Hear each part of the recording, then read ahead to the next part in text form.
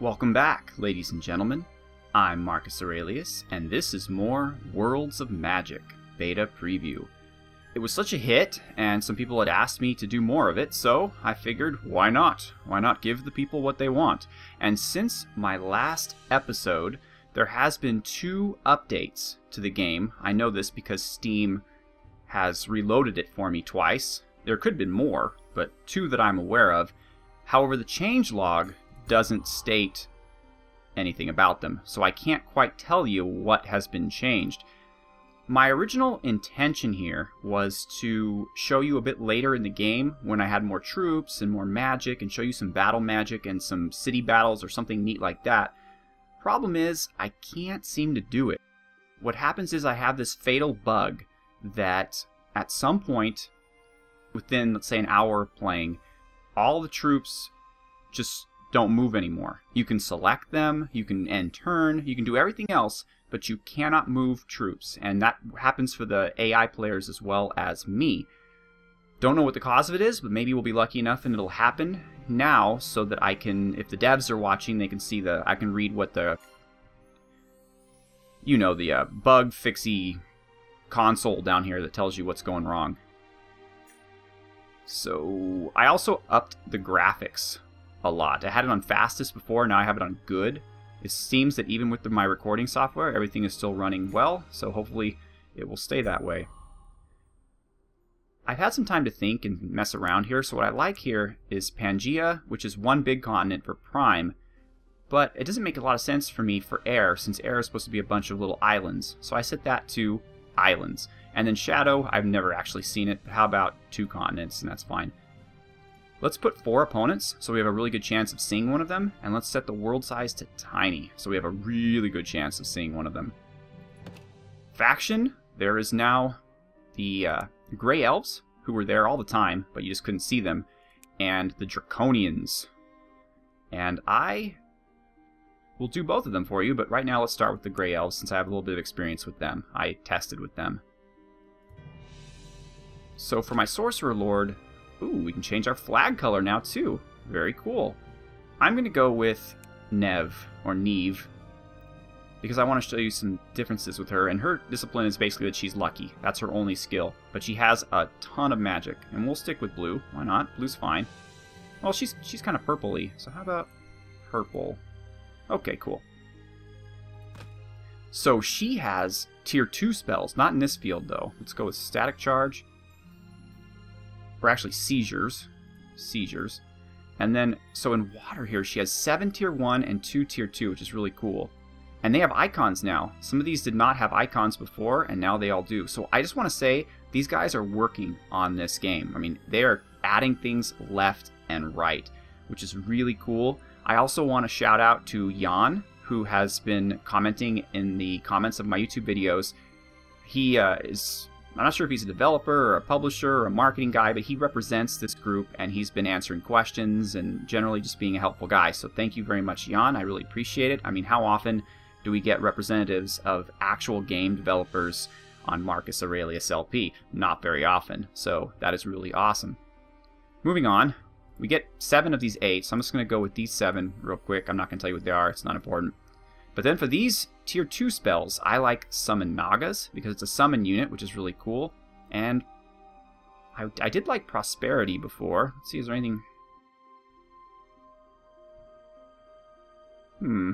Alright, we'll stick with that. And that is that. Let us play the game. So, I want to say right now, just in case anybody is wondering in their minds, Marcus, should we buy this game for $40 on Thursday when it comes out in early access? And my answer to that question is yes and or no.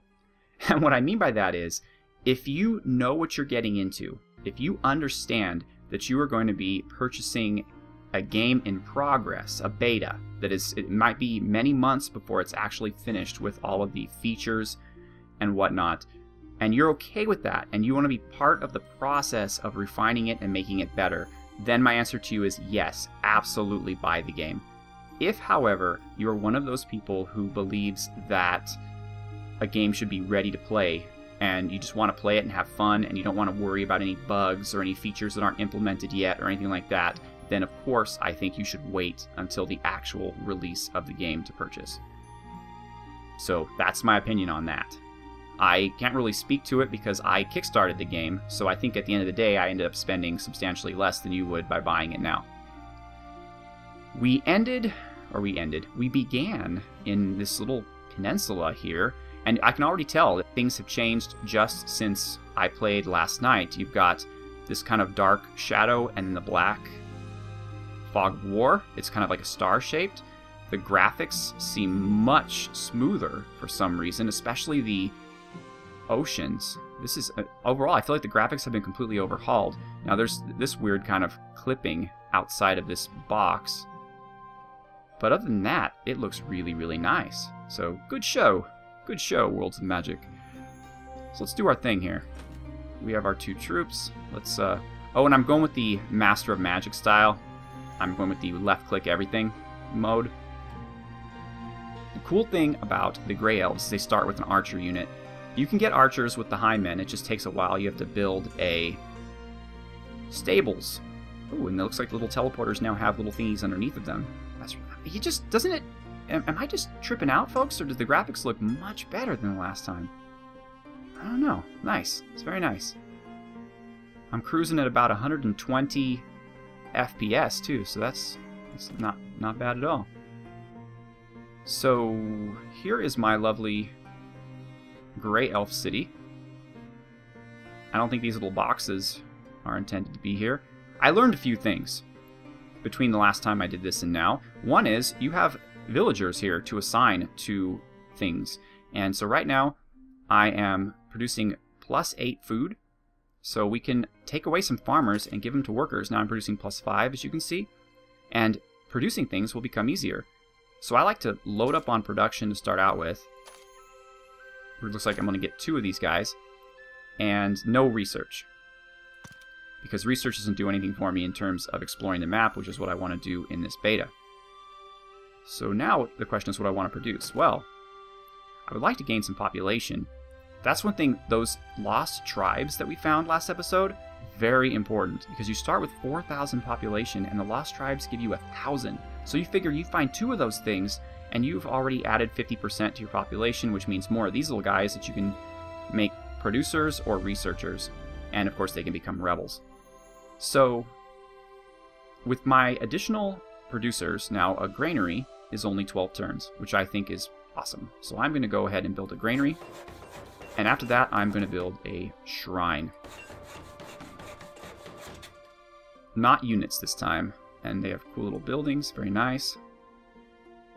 And that's all I want to do here. So, what do I want to research? Let's go with static charge. A sudden energy burst impairs accuracy. Alright. Now, I did have, this might have all been changed in the current update, but I had no luck whatsoever with diplomacy in my testing. Some guy declared war on me, and then he asked me for truce and said I had to pay him, and I tried to not pay him and fix that, but it didn't work. I ended up paying him 12 gold a turn, so I was like, this is bollocks. So I tried to declare war on him again, and that wouldn't work. I couldn't declare war, so that was a bit of a challenge, but, things happen. I also noticed in my previous playthroughs that the bug that sometimes pops up where an error happens and the troops can't move is less likely to happen if I keep them within their movement range. Meaning if I only move them as much as they can move in one turn, it will last longer. If I try to move them further in multiple turns, it might mess things up.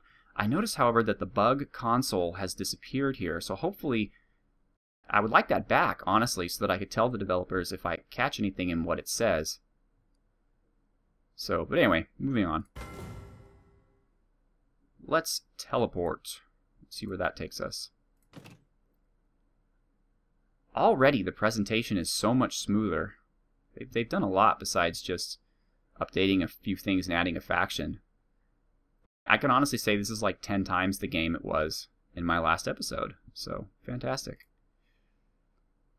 And you can hear music in the back. Well, not right this minute, but when we first started, you could hear music in the background too, which was not something that was in the first one.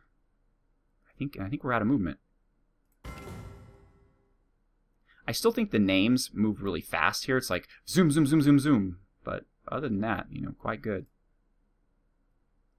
Glad to see a few of you are actually on the beta yourself, including Fango Wolf.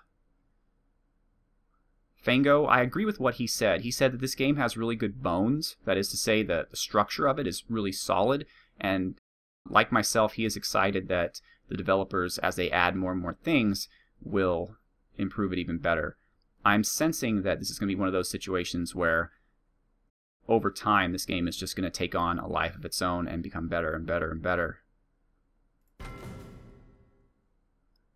The question really that you should ask yourself is, how much of that can you tolerate? And that will determine when you buy the game. Whether you buy it now, or I should say Thursday, or whether you wait until it goes gold. And I personally feel that either methodology is valid, depending on what your priorities are. So actually, you know what? I'm going to go back to the teleporter because I want to explore the area around my city.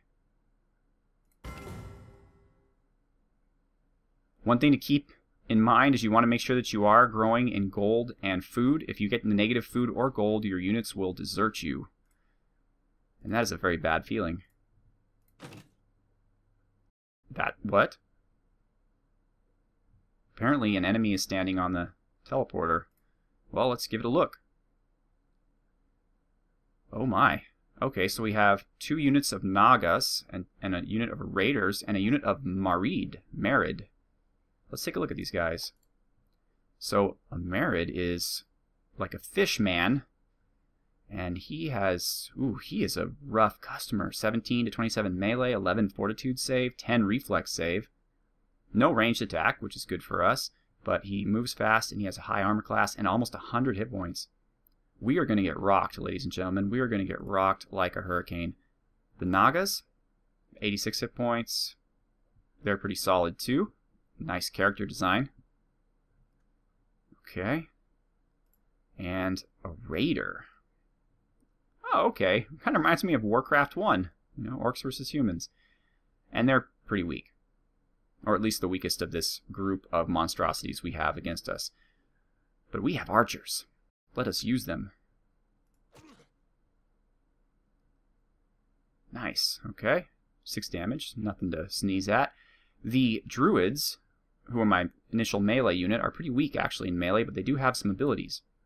They have Aid Druid and Stone Skin Druid. I'm going to wait though until the enemies get closer before I use any of those.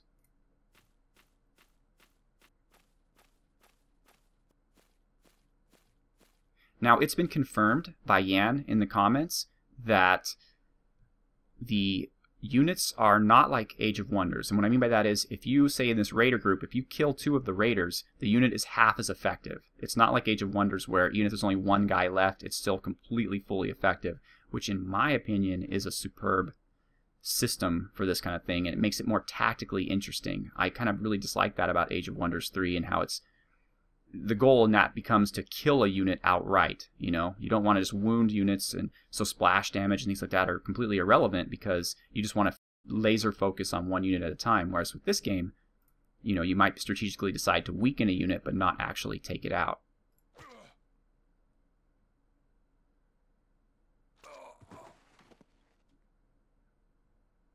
Okay, that was strange, right? Anybody else feel like that was strange? Our archers just died for reasons, inexplicable reasons. We shot the Raiders with them. Maybe they had some kind of blood vengeance type deal. I don't really know. I have my druid here. That is really interesting. I don't know what to say about that. I guess things happen.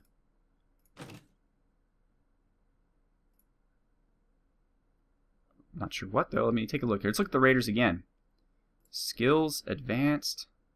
No, they don't apparently have any magical ability that when you harm them, you also harm yourself. Maybe someone was casting a spell? Maybe the Nagas or the Merid was using an ability. He does have mana points. Let's take a look here. Mindstorm. That might have been it. He might have attacked my units with a Mindstorm. It's quite possible. Of course, my druids are terrible. So I'm going to do my best to run away.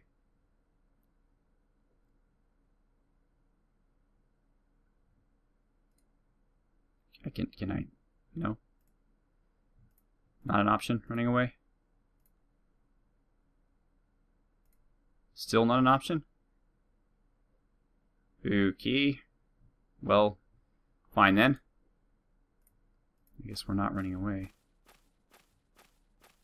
Ooh. Looks like we may have found a bug. Or not.